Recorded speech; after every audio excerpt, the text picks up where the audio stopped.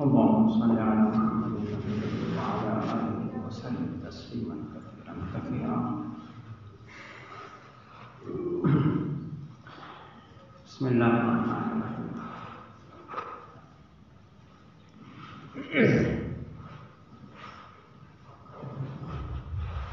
درس تفسیر کے ساتھ ساتھ ماشاءاللہ درس حدیث سے ہم لوگ ہر ہفتہ مشرف ہو رہے ہیں اور یہ حضرت مولانا شہزاد صاحب کی ہی خصوصیت ہے کہ انہوں نے اس کو اپنایا اور اس کی اہمیت کو مد نظر رکھتے ہوئے اس کا اجلاس کرنا. اور ماشاءاللہ قرآن کریم کی اہمیت اور اس کی فضیلت کے ساتھ ساتھ حدیث کی اہمیت اور فضیلت کیا ہے، اس کی تبلیغ کرنا، اس کا یاد کرنا اور حدیث کے پیغامات کو عام کرنا، ایک دوسرے تک پہنچانا، ان سب چیزوں پر رب ذوالجلال کی طرف سے کیا کیا انعامات ہیں. امید کہ یہ سب چیزیں انشاءاللہ العزیز ابتدائی نشستوں میں حضرت مولانا کی طرف سے آپ سن چکے ہیں. ہم مختصراً حدیث کی طرف آتے ہیں. عن ابی ہریرہ رضی اللہ تعالی عنہ قال قال رسول اللہ صلی اللہ علیہ وسلم اکمل المؤمنین ایمانا احسنهم خلقا. ابو داؤد شریف کے اندر یہ حدیث ذکر کی گئی ہے. حضرت ابو ہریرہ رضی اللہ تعالیٰ عنہ کی بڑی اہمیت ہمارے سامنے آ چکی ہے. حدیث کا خلاصہ یہ ہے کہ مومنین میں باعتبار ایمان کے سب سے زیادہ کامل مکمل ایمان رکھنے والا وہ شخص ہے جس کے اخلاق، جس کا کیریکٹر، جس کا کردار معاشرے میں، سماج میں سب سے اچھا. اکمل المؤمنین ایمان، یہاں اکمل کا لفظ لایا گیا ہے جس کا معنی ہوتا ہے سب سے کامل، مکمل، پاورفل، پورا پورا، ادھورا ہے. جب ادھورا ہو جائے گا تو اس کو کہا جائے گا ناقص، ادھورا ہے، نامکمل ہے. یہاں کہا گیا اکمل. معلوم یہ ہوا کہ اچھے اخلاق، اچھے کیریکٹر یہ ایمان کامل کی علامت ہے. اور ظاہر ہے کہ جہاں دنیا کے اندر رہتے ہوئے معاشرے میں، سماج میں اچھے اخلاق کی قدر و قیمت ہے تو اسلام کے اندر تو بدرجہ اولا اس کی قدر و قیمت ہے. اور صرف قدر و قیمت نہیں، جہاں تک دیگر مذاہب کا تعلق ہے تو ایک دوسرے کی مدد کرنا، اچھے اخلاق سے پیش آنا اور اچھی بات بتانا، اس کو تحسین کی نگاہ سے دیکھا گیا ہے. لیکن ہماری اپنی شریعت میں، قرآن و حدیث میں اس چیز کو اخلاق حسنہ اور اس سے بھی بڑھ کر عبادت قرار دیا گیا ہے.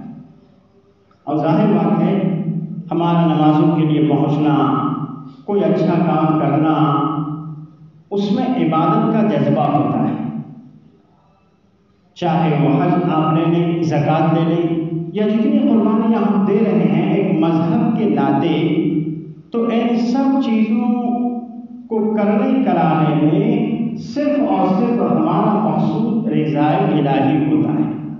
لہذا الفاظ کے اعتبار سے بہت چھوٹی حدیث ہے، لیکن معنی کے اعتبار سے، مفاہیم کے اعتبار سے یہ بہت بڑا پیغام ہے۔ اکمل المؤمنین ایمانا احسنهم خلقا۔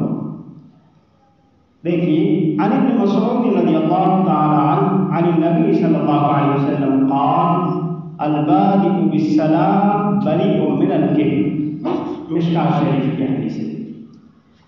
اس حدیث کا خلاصہ اور لب لباب یہ ہے کہ سلام میں پہل کرنے والا کبر سے بری ہوتا ہے۔ یہ ایسے عناوین ہیں اور ایسی چھوٹی چھوٹی حدیث ہے جو ہمارے روزمرہ کے معاملات سے کیا ہے، متعلق۔ کہا گیا سلام میں پہل کرنا یہ بہت افضل ہے، اور افضل ہونے کے ساتھ ساتھ، عبادت ہونے کے ساتھ ساتھ ہمارے اپنی کمزوریوں کا علاج بھی ہے۔ جی، جو ہماری دماغی کمزوریاں ہوتی ہے، صحت کے اعتبار سے ہمارے اندر جو برائیاں، کمزوریاں جی در آتی ہے، اللہ کے رسول صلی اللہ علیہ وسلم نے فرما دیا البادئ بالسلام، بس کیا کرو، سلام میں پہل کر دیا کرو۔ اور آپ صلی اللہ علیہ وسلم کے متعلق تو آتا ہی ہے کہ آپ جہاں سے بھی گزرتے، اگر بچے کھیل رہے ہیں تو ان کو بھی آپ کیا کرتے، سلام جی کرتے۔ لہٰذا یہ ایک پیغام ہے۔ اسی لیے تو کہا گیا احادیث کیا ہے، یہ ایک ذخیرہ ہے، اور احادیث جی جتنے شرعی علوم ہیں ان سب کا منجا ہے، ماوا ہے۔ نمبر ایک پر تو قرآن ہے، اور دوسرے نمبر پر احادیث مبارکہ ہے۔ لہٰذا اس کی اہمیت کو ہم مد نظر رکھتے ہوئے ان کے اندر جو چھوٹے چھوٹے الفاظوں میں جو ہے بڑے بڑے پیغامات ہم کو مل رہے ہیں، ان کا ہم جو ہے لحاظ کریں اور ان کو بھرپور طریقے سے جو ہے اپنانے کی فکر کریں۔ تو کہا کہ البادئ بالسلام بریء من الکبر۔ دیکھیے ایک چھوٹا سا عمل ہے، لیکن ایک بڑی بیماری کا اس کے اندر حل بتایا ہے، اور وہ بیماری کیا ہے، بریء من الکبر۔ ظاہر بات ہے جب آدمی کے اندر کبر آ جاتا ہے، اور کبر جو ہے مختلف شکلوں میں آتا ہے، کبھی دینداری کی شکل میں، کبھی عالم ہونے کی شکل میں، کبھی حافظ ہونے کی شکل میں، شکلیں جو ہے مختلف ہیں۔ لہذا ہر ایک کو یہ کہا گیا کہ ہر آدمی اپنا علاج کر لے، اور علاج کی ترتیب کیا ہے کہ اپنے آپ کو بڑا نہ سمجھے، یہ اس امید پر نہ بیٹھے کہ آنے والا ہی مجھ کو سلام کرے گا، اگر وہ بھول رہا ہے تو اس کو آپ یاد دلائیں السلام علیکم۔ گویا جی آنے والا چاہے کمزور ہو یا جس کے پاس سے آپ گزر رہے ہیں وہ جی چھوٹا ہو، اگر وہ اپنے اس جی کام میں، اپنے اس فرض میں جو ہے اگر غافل ہے تو آپ اس کو یاد دلائیں، سلام میں جو ہے پہل کریں اور اپنا علاج کریں۔ انس بن مالک رضی اللہ تعالی عنہ عن رسول اللہ صلی اللہ علیہ وسلم قال اکرموا اولادکم واحسنوا ادبکم۔ حضرت انس بن مالک رضی اللہ تعالی عنہ اللہ کے رسول صلی اللہ علیہ وسلم سے نقل کرتے ہیں کہ آپ صلی اللہ علیہ وسلم نے ارشاد فرمایا اکرموا اولادکم، اپنی اولاد کو اکرام، احترام اور ادب سکھلاؤ۔ جی اب یہ بہت مختصر سے دو جملے ہیں، اکرموا اولادکم واحسنوا ادبکم، لیکن یہاں پر ہماری زندگی کے اندر سب سے بڑی جی جو ذمہ داری ہے اولاد کے تعلق سے، تو دو چیزوں کو بڑے اہتمام کے ساتھ عربی لینگویج میں اور عربی زبان ادب میں جو الفاظ استعمال کیے جاتے ہیں، کبھی تو کہا جاتا ہے ایسا کرنا اچھا ہے، کبھی حکم دیا جاتا ہے ایسا کرو جی، تو ظاہر بات ہے اس کا اہتمام کیا ہو جاتا ہے، بڑھ جاتا ہے۔ اب یہاں یہ نہیں کہا کہ کرنا چاہیے یا کرنا جو ہے کر لیں گے تو اچھا ہے، نہ کریں تو کوئی بات نہیں ہے، ایسا نہیں کہا۔ اکرموا جس سے ہم حکم دیتے ہیں اٹھ جاؤ بیٹھ جاؤ جی، تو اللہ تبارک و تعالیٰ اپنے رسول صلی اللہ علیہ وسلم کی زبانی ہمیں حکم دے رہے ہیں اولاد کے تعلق سے، اکرموا اولادکم، یاد رکھو تم پر یہ لازم ہے، ضروری ہے جی، اکرموا اولاد۔ دیکھیے گا اولاد کے تعلق سے یہ دو چیزیں جی کرنے کا، اپنانے کا حکم دیا گیا ہے۔ تو ان جملوں کی روشنی میں ہم کو یہ سمجھنا چاہیے کہ ہم اولاد کے ساتھ اپنی حیثیت کے مطابق ان کے رہن سہن میں اور ان کو کھلانے پلانے میں اپنی حیثیت کے مطابق اس بات کا ہماری طرف سے مظاہرہ ہونا چاہیے کہ ہمیں دیکھنے والا کم سے کم یہ سمجھ لے کہ یہ آدمی اولاد کو اللہ کی نعمت سمجھ رہا ہے جی، اور اس کا لحاظ کرتے ہوئے اس کے ساتھ جو ہے سلوک و برتاؤ کر رہا ہے۔ اور دوسرے جملے کا مفہوم یہ ہے کہ ان کی جو ہے اسلامی اور اخلاقی تربیت کا کیا کرے، خیال۔ اب یہ ایسے جامع جملے ہیں کہ اب تربیت میں بہت ساری چیزیں آ گئی، انہیں کیا سکھلانا ہے، انہیں کیا بتلانا ہے، کیا پڑھانا ہے جی، تعلیم کون سی ہونی چاہیے۔ اب یہ جی مفصل اس میں جو ہے کلام ہے، لیکن یہاں سے ہم کو اس کی اہمیت مل رہی ہے۔ دیکھیے یہ مختصر سی احادیث کے بعد اب جس حدیث مبارکہ کو ہم بیانات میں اور ماشاء اللہ روزمرہ کی مجلس میں یہ سنتے رہتے ہیں، خیر الناس من ينفع الناس، کہ لوگوں میں سب سے بہتر، سب سے اچھا وہ شخص ہے کہ جو لوگوں کو کیا کرے، فائدہ پہنچائے۔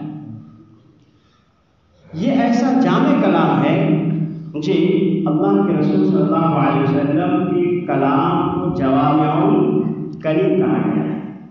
آپ عربی کے اعتبار سے بہت مختصر جملہ، کوئی اس میں ٹائم نہیں لگا ہے، خیر الناس من ينفع الناس، لیکن یہ دریا بھروسہ ہے، دریا کو گویا کیا ہے، موزے میں سمیٹ دیا گیا ہے۔ اسی لیے تو اللہ کے رسول صلی اللہ علیہ وسلم کو جو لقب دیا گیا کلام کے اعتبار سے کہ آپ جوامع الکلم فرماتے ہیں جی، لہذا اب اس حدیث کا مفہوم ہماری زندگی میں شاید ہی کوئی بات ایسے چھوٹ جائے جی جس سے اس حدیث کا تعلق ہو۔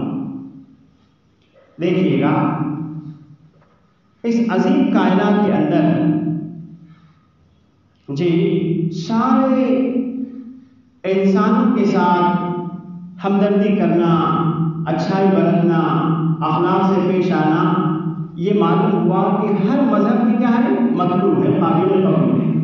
لیکن انہی چیزوں کو ہمارے مذہب میں، ہماری شریعت میں صرف اچھا نہیں کہا گیا، بلکہ کیا کہا گیا، اس سے بھی آگے بڑھ کر کہ یہ تمہارے لیے عبادت ہے، تمہارا اخلاقی فریضہ ہے، اخلاقی ذمہ داری ہے۔ اب اس میں کیا کیا چیزیں آتی ہیں، جس آدمی کے پاس جو چیز ہے اور اگر اس کے پاس اسباب اور مالی وسائل نہ ہوں جی، کہ جس کے ذریعے وہ لوگوں کو فائدہ پہنچا سکے، تو ایسا شخص کم سے کم آخری درجے میں اچھے لب و لہجے میں اوروں کے ساتھ اچھی بات کرنا، یہ بھی لوگوں کو نفع پہنچانے میں کیا ہے، شامل ہے۔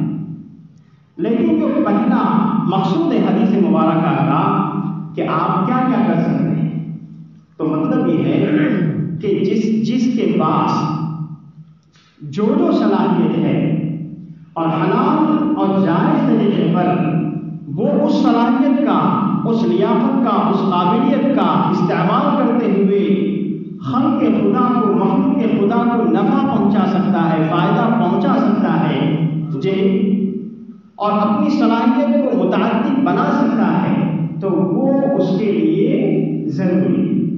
اسی لیے کہا گیا خیر الناس من ينفع الناس۔ معلوم یہ ہوا کہ اللہ کے رسول صلی اللہ علیہ وسلم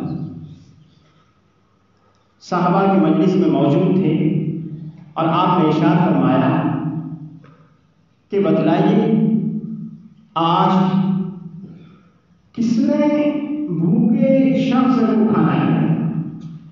حضرت ابوبکر رضی اللہ تعالیٰ عنہ نے عرض کیا کہ ہاں میں۔ دوسرے نمبر پر آپ نے سوال کیا کہ کس نے بھوکے کو کپڑا پہنا ہے؟ جی ننگے کو جو ہے کپڑا پہنا ہے۔ پھر آپ نے ارشاد فرمایا کہ ہاں میں۔ کس نے اللہ کی رضا کے لیے، اللہ کی خوشنودی حاصل کرنے کے لیے روزہ رکھا؟ پھر پوری مجلس میں سے حضرت ابوبکر نے جی اپنا ہاتھ بلند کیا کہ ہاں میں۔ جی معلوم ہوا کہ یہ چیزیں ایسی ہیں جو بندوں کی ضروریات سے متعلق ہے، لیکن اللہ کے رسول صلی اللہ علیہ وسلم بڑے اہتمام کے ساتھ جی اس کا تذکرہ فرما ہے، اور کس میں فرما ہے؟ اپنے صحابہ کرام میں فرما ہے۔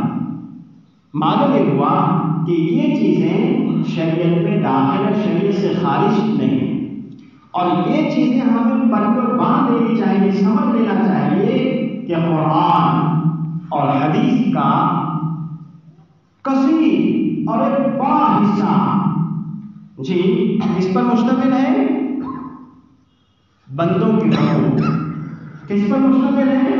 بندوں کی ضروریات، اور کس کے مطابق ہے؟ بندوں کے تعاون، بندوں کی امداد۔ دیکھیے ہمیں یہ نہیں بھولنا چاہیے کہ ہمارے مذہب میں اور ہمارے مذہب کی مرکزی کتب میں، یعنی قرآن اور صحیح ستہ احادیث کی 6 کتابوں میں صرف نماز، صرف روزہ، صرف زکوٰۃ اور حج کے مسائل نہیں ہیں۔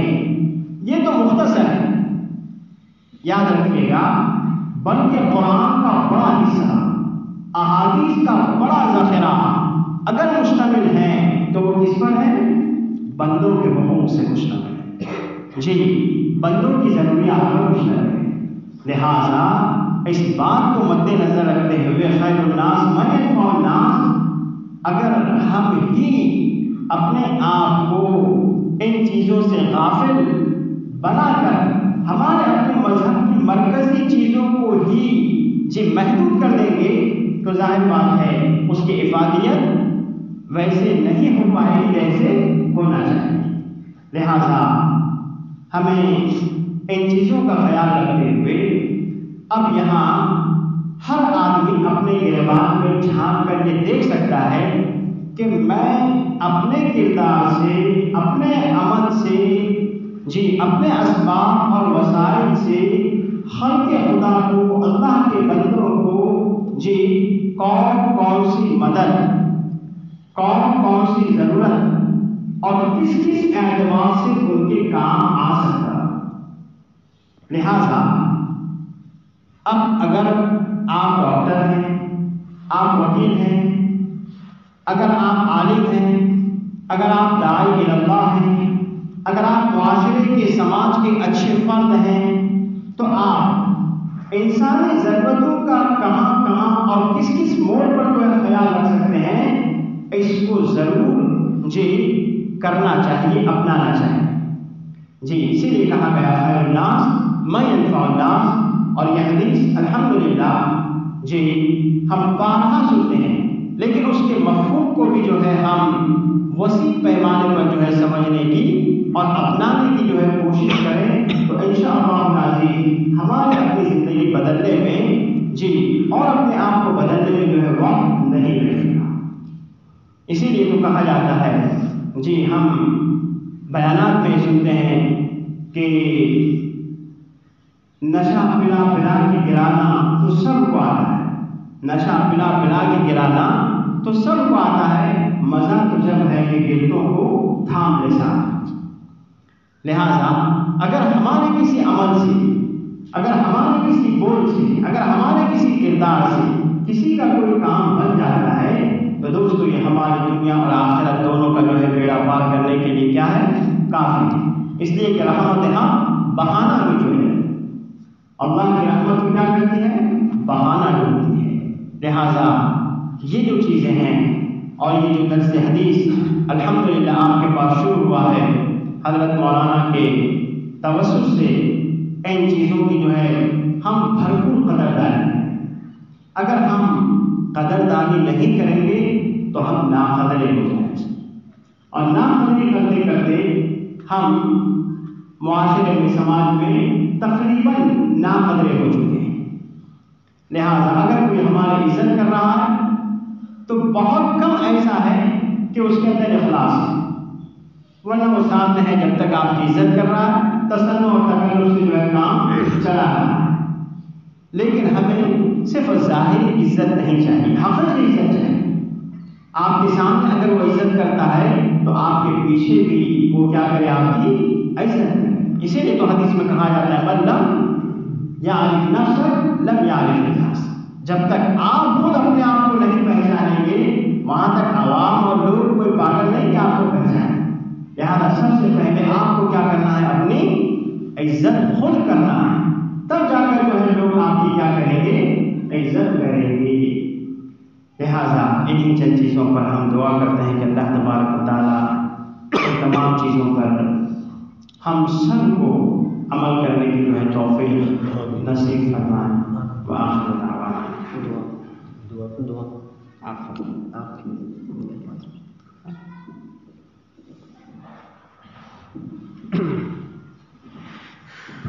اللهم انت السلام وانت السلام وتعالى يا ذا الجلال والاكرام.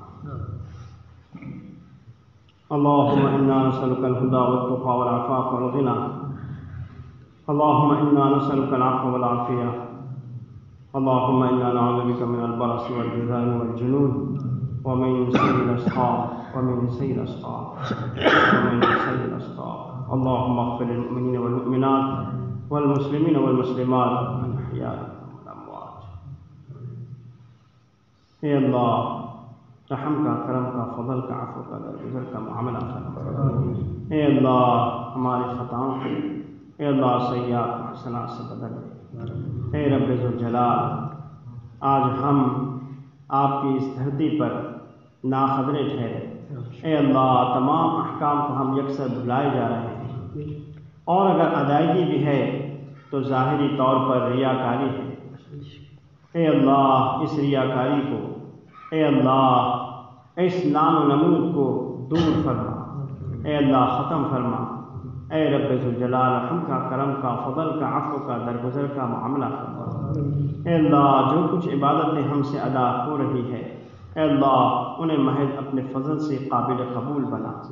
اے رب ذوالجلال یہ جو درس قرآن اور درس حدیث شروع کیا گیا ہے اے اللہ اس کے طفیل پورے علاقے کو اے اللہ اپنے رحم و کرم سے ڈھانپ لے۔ اے اللہ ہمارے عبادات کو اے اللہ اخلاص کے ساتھ ادا کرنے کی توفیق نصیب فرما۔ اے اللہ عیدوں کے پھوٹے الفاظ کو اپنے فضل سے اپنے حبیب پاک صلی اللہ علیہ وسلم کے صدقہ طہر قبول فرما۔ صلی اللہ تعالیٰ علی خیر خلق محمد و آلہ و صحبہ اجمعین، آمین برحمتک یا ارحم الراحمین۔ الحمدللہ۔